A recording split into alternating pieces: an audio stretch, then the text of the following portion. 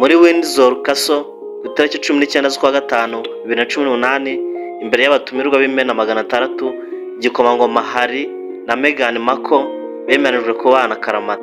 Ubwo bukwe bw'ikinyejana bwakangaranyije isi yose muri rusange kuko bwakurikiwe n'abagera kuri miliyoni 30 ku mashene yose y'isi burimo kubimbona nkubone. Tugiye kugaruka ku guhura kwabo, uburyo umugore wari ufite amahirwe agera kuri 0% yo gushaka umuryango w'ibwami yigaruriye umutima w'ingaragu Harry utari gupfa kubengwa n'umukobwa ko yiboneye. Inkuru y'urukundo rwabo yabaye kimomo ku isi yose ku itariki 17 z'ukwa 11 2017. Inkuru zakwirakwiriye ku isi aho se ubyara Harry yatangaje kuri Twitter ko yishimiye ko umuhungu we yabonye umufiyanse, izina rye akaba ari Meghan Markle. Bidatinze aba bombi bahise basesekara ku marembo ngo biyereke abanyamakuru bari babukereye gufotora imirabyo itavanaho. Hari n'umufiyanse we bari bari kumwe agatoki kandi barebana akana ko mu jisho. Iby'urukundo rwabo bari babishyize hanze ndetse bafite na gahunda yo gushyingiranwa, gusa abanyarondere bategaga iminsi iyi couple bitewe n'uko Meghan nk'umusitari wa sinema bavugaga ko atazashobora iby'ibwami. Ni pari itarahabwaga amahirwe yo kurya kuko Meghan yari yaratanye n'umugabo ari umwirabura kandi ari n'umunyamerika. Gusa icyari gitangaje nuko bari bamaze umwaka n'igice bateretana mbere y'uko bashyira ku mugaragaro ko ari abafiyanse. Abasesenguzi kuri Harry bavugaga ko uyu muhungu yakundaga kuryoshya cyane n'abakobwa batandukanye, ko urukundo rwe na Meghan Markle ruzarangira nk'abandi bose, cyane ko yari afite igikundiro mu bangafu. Dusubiye inyuma mu mateka y'urukundo rwa Harry, mu gihe yari afite imyaka 19 yateretanye n'umukobwa wo muri South Africa ukomoka mu miryango y'abazungu bita Chelsea Devy. Uyu Chelsea Devy bahuye muri 2004 bateretera imyaka 7 yose. Iyi nkumi iza kumutera utwatsi aho yavugaga ko irambiye igitutu cy'abapaparazi no kuba atashobora kubaho ubuzima Harry yamutegekaga. Yashodekanye na Cressida Bonas, umwana wo mu baherwe b'irondere, nawe batandukana nyuma y'imyaka 2 giturumbuka ubwo yaje kubona Meghan Markle nyuma y'igihe ahuzagurika. Gusa ntibaturuka mu cyiciro kimwe. Hari si umuntu ubonetse wese ni umwuzukuru w'umwamikazi Elizabeth wa II. Meghan Markle akaba yaravukiye mu muryango ubayabaye i Los Angeles muri quartier yitaruye mu isantere y'umujyi. Meghan Markle ni muntu ki ko ntawe ari gupfa kumumenya? Ni gute yirwanyeho? Abamuzi atarashyingiranwa na Harry bawumenyeye kuri seri yitwa Suits yatangiye gusohoka muri Kamena 2011, aho akina ari sekreteri ukora muri kabine y'abavoka muri New York. Iyo seri Suits nubwo yamenyekanye ntiyashoboye kumugira igikomerezwa i Hollywood nk'abandi bagore nka Angelina Jolie. Meghan Markle yavutse ku itariki 8 z'ukwa 8 1981 kuri nyina ukomoka ku birabura na se w'umuzungu ufite inkomoko muri Ireland. Papa we yari umukozi ushinzwe urumuri mu gutunganya amashusho. Meghan Markle yagaragaye bwa mbere kuri televiziyo cya 1993. Icyo gihe yari afite imyaka 11 aho yavuguruzaga publicité y'ikigo cyakoraga amasabune yo koza ibyombo, aho cyerekanaga ko koza ibyombo bigenewe abagore.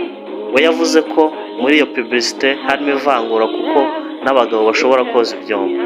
Ibi byatumye kampani nubwo bwose yatangaga kandidatire zo gukina sinema, abahitamo abakina sinema bajugunyaga ibipapuro byo kubera batakundaga uko ameze. Bamunengaga ko atari umwirabura wuzuye cyangwa umuzungu ngo bigire inzira. Mbega ntiyahuraga n'ibyo abo producteurs ba Hollywood bashakaga. Gusa yabonaga role zo gukina ahantu agaragara akanya gato atari umukinnyi w'imena. Mu by'ukuri ntiyazamukaga ngo abe umusitari. Yabaye muri ibyo mu gihe kigera ku myaka 8. Yakarimbuye muri 2011 aho yatangiye gukina muri seri yitwa Suits. Yafatirwaga amashusho i Toronto, ari naho yahise yimukira mu gihe cy'imyaka 7. Mu kiganiro abo bombi batanze, Harry na Meghan Markle bavuga ko nta wari uzi undi. Harry yivugira ko atari yarigeze areba TV seri ya Suits yamamayemo Meghan. kandi na Meghan akavuga ko ari ubwa mbere yari amubonye. Ariko umunyamakurukazi w'umwongereza Katrin Cole we asesengura ko Harry atavugishije ukuri muri interview ya BBC yashyize amabanga hanze. Yavuze ko Prince Harry yibwiriye inshuti ye ko yishimiye Meghan Markle ko ari umugore mwiza. Inshuti ye iramubaza ngo Meghan Markle wo muri seri ya Suits? Undi ati ye cyane rwose. Ibi bisobanuye ko Harry yamumenyeye muri filime ya Suits, bakaba barahuye byapanzwe. Verisiyo ya nyayo yo guhura kwabo bahujwe na Marcus Anderson, ni inshuti ya Meghan, akaba yibera muri Canada, akaba yari director wa photography ya seri ya Suits Meghan yakinagamo. Prince Harry yari aziranye na Marcus Anderson, yamwisabiye gutegura soirée agatumira Meghan uko yari kuza i Londres gushyigikira Serena Williams mu mukino wa tennis muri tournoi ya Wimbledon. Iri rushanwa ryari kubera i Londres muri 2015. Byari byapanzwe ko baza guhurira ahantu hiyubashye utapfa gukandagira uko ubonye kose utatumiwe. Aha ntawari kwinjira n'icyuma gifotora cyangwa gifata amajwi. Mu soirée yari yapanzwe na Marcus Anderson wari inshuti ya Meghan Markle akaba n'inshuti ya Prince Harry, niho bahuriye. Aba bombi bakubitanye amaso bahise bashimana. Harry amera nk'uvuye mu bye, yari abonye umugore w'inzozi ze. Mu minsi yakurikiyeho Harry yahaye Meghan ubutumire bwo kumuherekeza biruhuko muri Botswana. Gusa Meghan yagombaga kubanza kwikiranura n'ibyari bikimuboshye ubuzima, kwikuraho umugabo bari bacuditse Vigal Mario kugira ngo amese kamwe. Nyuma y'ibyumweru 4 yajyanye na Meghan muri Botswana, bamara nayo iminsi 5 kugira ngo bamenyane neza. Basanze hari byinshi bahuje, umutima wo gufasha n'uburenganzira bwa muntu. Meghan yari yaraje no mu Rwanda mu gikorwa cyo gukwirakwiza amazi meza mu baturage. Umutima wa kimuntu niwo Harry yakundiye Meghan kuko byamwibutsaga mama we Diana wari umaze imyaka hafi 20 yitabye Imana, nawe yari ameze atyo. Bagarutse i Londres, Harry yahise amuterera ivi mu buryo butunguranye ubwo bari mu gikoni.